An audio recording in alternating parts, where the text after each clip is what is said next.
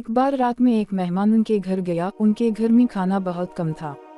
हज़रत अबू तलहा ने अपनी बीवी से कहा कि जब वो खाना खा रहे हों तो वो मोमबत्ती बुझा दें ताकि मेहमान को लगे कि वो भी खा रहे हैं।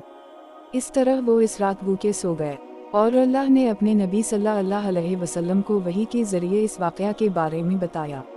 ये दो इंसारियों मदीना के मुसलमानों अबू तलहा और उनकी बीवी की तरफ से एक मेहमान को पेश की जाने वाली मेहमान नवाजी और अखलाकियत की एक खूबसूरत मिसाल है। एक दफ़ा एक भूखा शख्स हुजूर सल्लल्लाहु अलैहि वसल्लम के पास गया।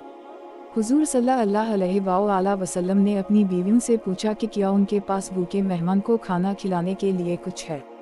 हर एक ने जवाब दिया कि उनके पास पानी के अलावा कुछ नहीं है।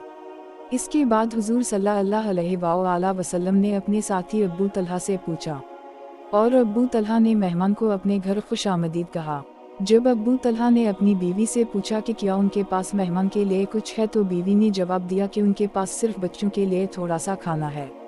अबू तलहा ने अपनी बीवी को हिदायत की कि वो खाना लाए, चिराग बुझा दे और बच्चों को सुला दे। जब वो रात के खाने पर बैठ गए तो सुलेमान उठकर चिराग ठीक करने का बहाना कर रही थीं। आपने इसे बुझा दिया। मेहमान ने अपना खाना खाया तो इन्होंने बहाना किया कि वो भी खा रहे हैं।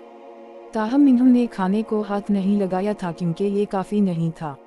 अगले दिन हज़रत मोहम्मद सल्लल्लाहु अलैहि वसल्लम ने इन्हें ये बड़ी खबर दी कि अल्लाह ने उनके बारे में और उनकी सखावत के बारे में एक आयत नाज़िल की है।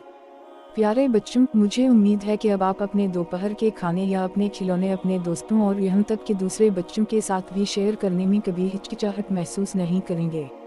अल्लाह तमाम मुसलमानों को जहन्नम की आग से दूर फरमाए।